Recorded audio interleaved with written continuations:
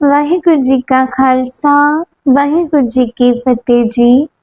आज डे 6 में हम देखेंगे कि किस प्रकार गुरु साहब जी और उनके कुछ शिष्य अनंतपुर साहब जी से दिल्ली की ओर रवाना होते हैं और दिल्ली पहुंच के उनके साथ क्या होता है। कश्मीरी पंडितों ने समय की हुकूमत से ये कह दिया कि अगर गुरु तेग बहादुर जी महाराज जी ने अपना धर्म परिवर्तित कर लिया तो हम सभी कश्मीरी पंडित और सभी देशवासी अपना धर्म परिवर्तन करने के लिए तैयार हैं। दिल्ली के तख्त पे बैठी समय की हुकूमत ने सोचा कि अगर एक शख्स के धर्म परिवर्तन कर लेने से सभी देशवासी अपना धर्म परिवर्तन करने के लिए तैयार हैं तो इससे अच्छी और खुशी की बात क्या हो सकती है।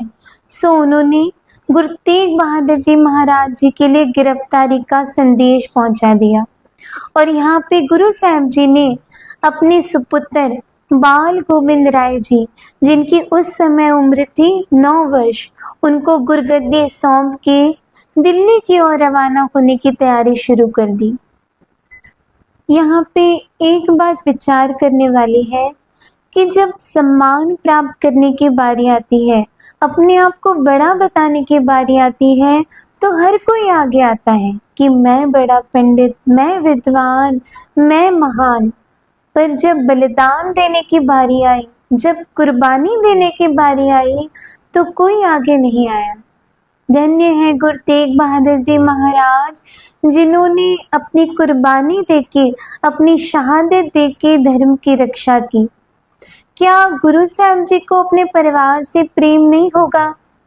यहाँ हमें समझने की कोशिश करनी होगी कि धन्य है माता गुजरी जी, जिनको ये पता था कि मेरे सुहाग गुरु तेग बहादुर जी महाराज दिल्ली की ओर जा रहे हैं और वापस लौट के नहीं आएंगे।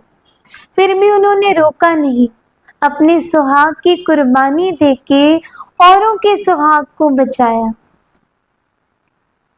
इतिहास में आता है कि गुरु तेग बहादुर जी महाराज जब दिल्ली के लिए रवाना हो रहे थे तो उन्होंने माता गुजरी जी से पूछा कि आपको कुछ कहना है। तो माता गुजरी जी ने एक ही बात कही कि जैसे आपकी निभ गई वैसे मेरी भी निभ जाए।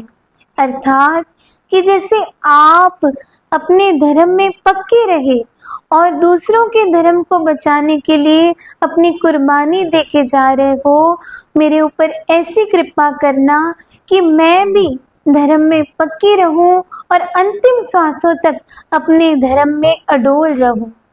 धन्य है माता गुजरी जी, धन्य है गुरु तेग बहादुर जी महाराज, जिनकी वजह से आज हम स्वतंत्रता से अपने धर्म में जी पा रहे हैं। आगे गुरु तेग बहादुर जी महाराज अपने कुछ सिखों के साथ दिल्ली के लिए जाते हैं और इतिहास में आता है कि रास्ते में ही उनकी गिरफ्तारी की जाती है और उनको दिल्ली के एक कारागृह में कैद किया जाता है।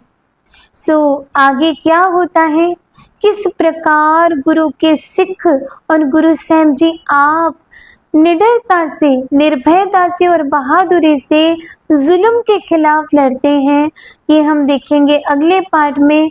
जुड़े रहिए इस 18 दिन की सीरीज में।